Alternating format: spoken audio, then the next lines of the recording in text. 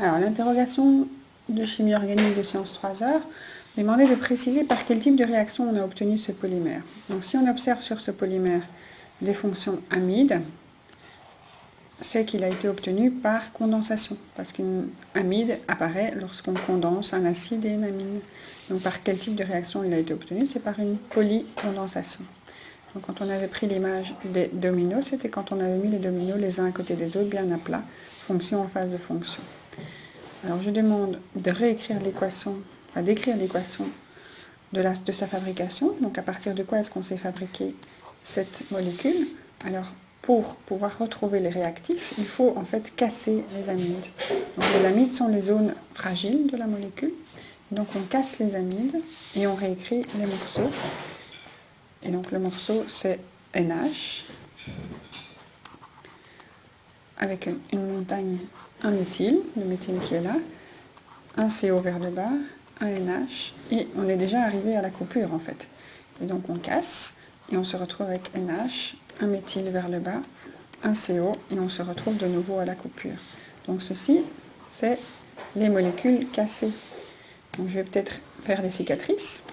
Donc, les cicatrices de coupure sont ici, elles sont là. Et chaque fois qu'il y a des cicatrices, il faut mettre un pansement. Et donc, comme les formations par condensation, polycondensation si on en a plusieurs, et donc il faudra mettre N monomères de ce type et N monomères de ce type.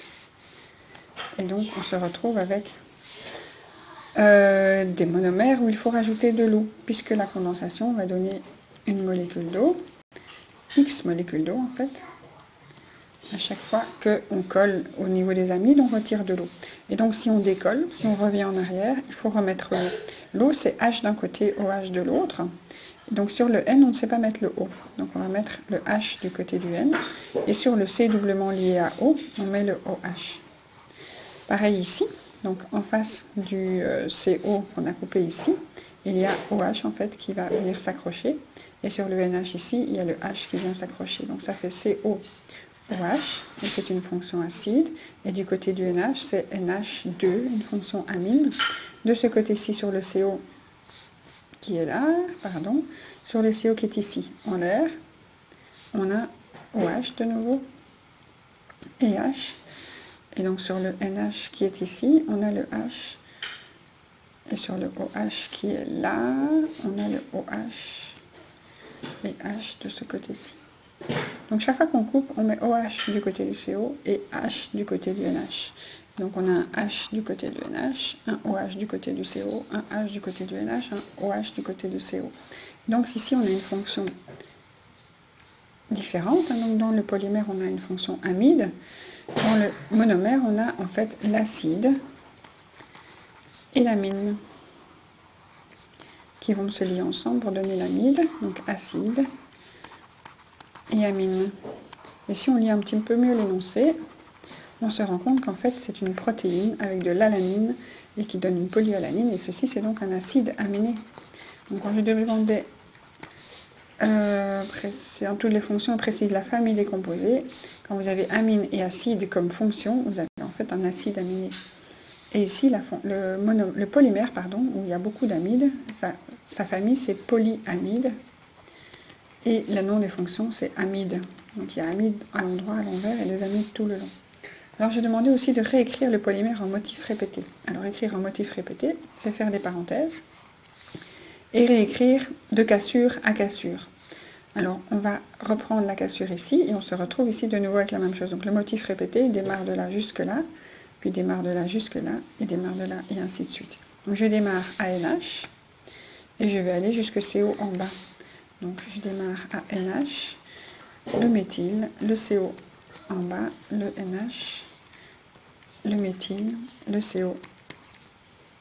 Et le NH est de nouveau là, le méthyle, le CO, le NH, le méthyle, le CO. Et on redémarre au NH, et ceci N fois. Alors pour un polymère écrit en motif répété qui vient d'une condensation, on est obligé de terminer par les petits pansements, parce qu'en fait ce qui se passe c'est que le tout premier monomère, ici, sur le bord, celui qui ne tourne pas des milliers de fois, il a encore son H. Donc il y a encore la fonction amine à l'extérieur. Et ici, il y a encore la fonction acide du tout dernier. Et donc, on met les H et les OH pour les polymères de polycondensation. Et si on est précis, on peut continuer à entourer la fonction amide et la fonction amide, pardon, amide qui se répète et se répète et se répète. Donc nous avons bien le polyamide. Alors ceux qui regarderont de très près l'équation se rendront compte que le monomère difonctionnel par rapport à ce qu'on avait fait en classe n'est pas une diamine, un diacide, etc. Ici il est difonctionnel de fonctions différentes, mais celui-ci est exactement le même que celui-là. C'est le même, juste qu'il est retourné de haut en bas. Et donc on aurait très bien pu n'en écrire qu'un. Et ici le motif répété, on aurait très bien pu s'arrêter. Mais comme on a eu l'habitude d'écrire deux monomères, et dans le polymère, un motif répété, et dans les monomères, j'ai laissé en double. Voilà, donc ça c'était pour la première question. Alors la deuxième question de cet interro demandait la même chose, donc le type de réaction par lequel a été obtenu ce polymère, l'équation et les noms. Alors dans ce polymère, on voit qu'il y a une chaîne carbonée, donc des carbones, toujours des carbones. Donc il n'y a pas de liaison amide ou ester ou éther. Il n'y a rien de fragile dans cette chaîne longue ici. Et donc il a été obtenu plutôt par polyaddition. Par polyaddition d'alcènes entre eux qui se répètent les uns les autres. Donc les alcènes, c'est une double liaison. Donc cette double liaison, c'est deux carbones qui se donnent deux mains et ils ont des substituts en particulier. Donc ici, ce carbone-ci, il a deux petits H. Ce carbone-là, il y a un H et un Cl, et puis ça se recommence, 2H, H et Cl, 2H, H et Cl. Donc le monomère qui se répète, qui a deux carbones, un carbone ici, un carbone là, il a deux petits H qui ne s'écrivent pas, et un Cl et un H qui ne s'écrivent pas non plus. Et donc ce monomère, quand il se lie, il donne un motif répété aussi à deux carbones. Un des carbones qui a deux petits H, on ne les écrit pas, et l'autre carbone qui a un Cl. Et ce motif se répète plein de fois. Alors le nom qu'on donne à ce type de réactif qui peut faire des polyadditions, c'est un alcène. Le nom est le sigle du plastique. Donc le plastique, quand il y a juste un chlore, ça s'appelle en fait du polychlorure de vinyle.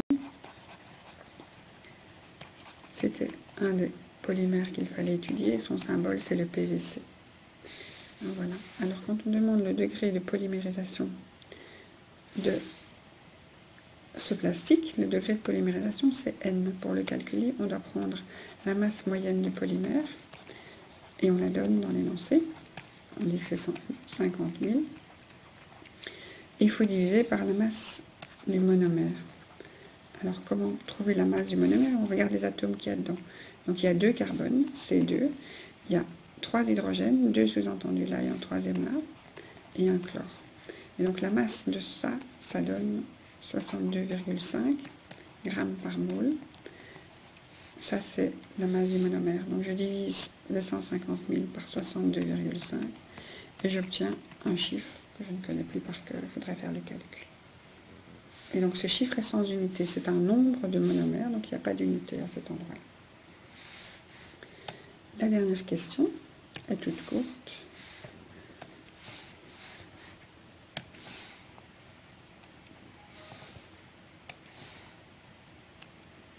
Il fallait terminer cette équation.